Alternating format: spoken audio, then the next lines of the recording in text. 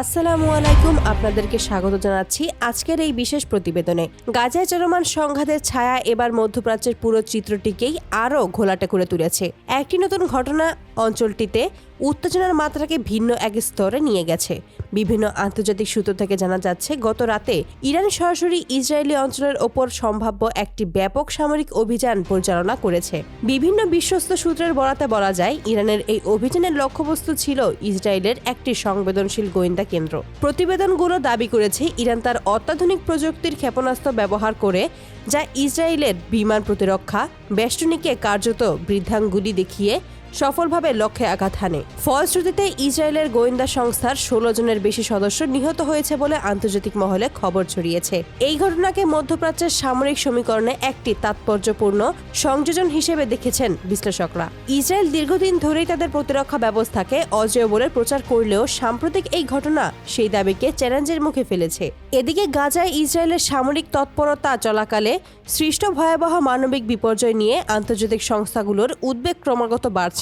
বিশ্লেষকদের মতে এই প্রেক্ষিতেই আঞ্চলিক উত্তেজনা ধীরে ধীরে একটি প্রত্যক্ষ ইরান ইসরায়েল মোকাবেলার দিকে ধাবিত হচ্ছে। সূত্রগুলো আরও জানাচ্ছে, ইরান এই অভিযানে কম শনাক্তযোগ্য অত্যন্ত উন্নত ক্ষেপণাস্ত্র ব্যবহার করায় শুধু স্থাপনায় ধ্বংস হয়নি, সংস্থার গুরুত্বপূর্ণ নথি ও তথ্য ভাণ্ডারেও ক্ষতি হয়েছে। এমন সংবেদনশীল পরিস্থিতিতে ইসরায়েলের প্রধানমন্ত্রী বেঞ্জামিন নেতানিয়াহু জরুরি ভিত্তিতে নিরাপত্তা পরিষদের সভা ডেকেছেন এবং তাদের মিত্র দেশগুলোর সাথে যোগাযোগ তীব্র করেছেন। বিপরীতে ইরানের তরফ থেকে এই অভিযানকে তাদের প্রতিরোধ ক্ষমতার একটি সংক্ষিপ্ত প্রদর্শনী এবং ভবিষ্যতের জন্য একটি সতর্ক সংকেত হিসেবে বর্ণনা করা হয়েছে। গত কয়েক মাসে গাজায় যে মানবিক দুরবস্থার সৃষ্টি হয়েছে তা নিয়ে বিশ্বজুড়ে সমালোচনা হলেও অধিকাংশ দেশ সরাসরি সামরিক হস্তক্ষেপ থেকে বিরত ছিল। এই প্রেক্ষাপটে ইরানের সাম্প্রতিক এই কার্যক্রম মধ্যপ্রাচ্যের রাজনৈতিক হিসাব নিকাশে নতুন মাত্রা যোগ করেছে। এখন সবচেয়ে বড় জিজ্ঞাসা হলো, এরপর কি? ইসরায়েল কি কোনো জবাবি সামরিক পদক্ষেপ নেবে, নাকি কূটনৈতিক পথে সমাধান খুঁজবে?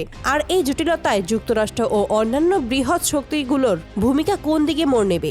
বিশেষজ্ঞদের ধারণা, ঘটনা প্রবাহের এই গতি মধ্যপ্রাচ্যের ভূরাজনীতির গতিপথে স্থায়ী প্রভাব ফেলতে পারে। একদিকে গাজা চলমান মানবিক সংকট, অন্যদিকে সদ্যজাত আঞ্চলিক উত্তেজনা, এই দুইয়ের সম্মিলনেই পুরো পরিস্থিতি এখন অত্যন্ত নাজুক। এই মুহূর্তে গোটা বিশ্বের দৃষ্টি মধ্যপ্রাচ্যের দিকেই। সামনের দিনগুলোতে পরিস্থিতি কোন দিকে যায় সেটাই এখন দেখার অপেক্ষা। আজকের আপডেট এখানেই শেষ করছি। আন্তর্জাতিক ঘটনা প্রবাহের নিয়মিত হালনাগাদ পেতে আমাদের চ্যানেলটি সাবস্ক্রাইব করে রাখুন এবং বেল আইকনটি বাজিয়ে দিন, যেন কোনো ভিডিওই আপনার চোখ না এড়িয়ে যায়। আপনার মূল্যবান মতামত আমাদের কমেন্ট বক্সে জানাতে ভুলবেন না। সবাই ভালো থাকুন, নিরাপদে থাকুন। আল্লাহ হাফেজ।